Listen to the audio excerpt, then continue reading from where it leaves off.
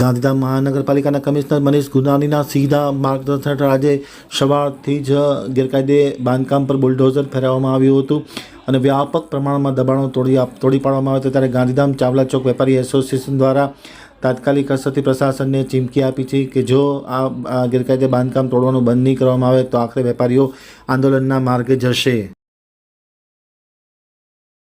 एक प्रशासन ने विनती है कि चावला चौक ने शमशान बनावी नाख्यो छे अने बाकीने मूकी देवामां आव्यो छे अने मीटिंगो करे छे बधा मोटा मोटा।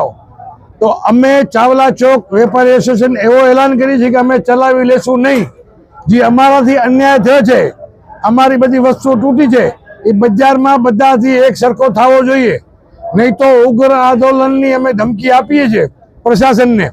अमे बधाने मदद करवा माटे, हेल्प लेवा माटे बधाने अमे फोनो कर्या हता, मळ्या हता, पण कोई प्रशासने अमने हेल्प करी नथी।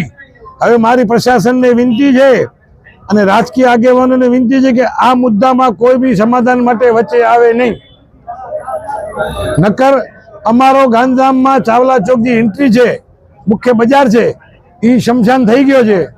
तो आखी बजारनी पण हालत एवी थवी जोईए।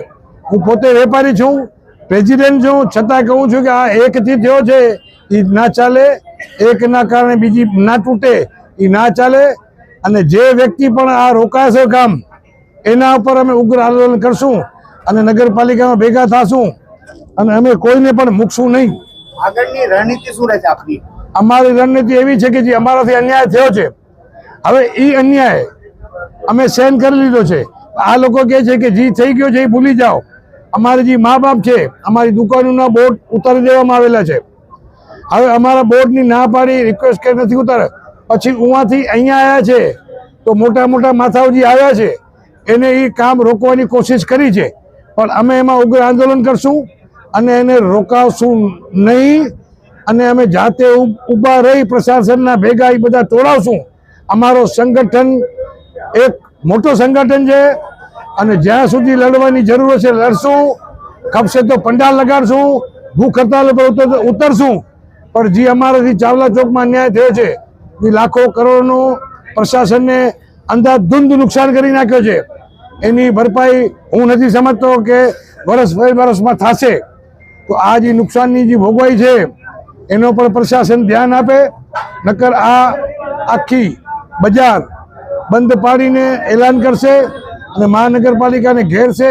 કમિશનર સાહેબ અમને એવી ગેરંટી આપી હતી કે તમે સાથ સહકાર આપશો, તમે બધું કરશું। અમે બધા સાથ સહકાર આપ્યો, એનો દુરુપયોગ થયો છે અને એમાં અડધામાં કામ રોકાઈ ગયો છે। અમારા બોર્ડ, અમારું ઘણું બધું તૂટી ગયો છે। અમારા એ સહન કરવા માટે અમે તૈયાર છીએ, પણ અમારા ભેગા ભેગા એ બીજાના પર તૂટવા જોઈએ, કોઈની વસ્તુ અટકવી ન જોઈએ, એ મારી વિનંતી છે। ખાસ કરીને તહેવારો આવી રહ્યા છે, જેમ કે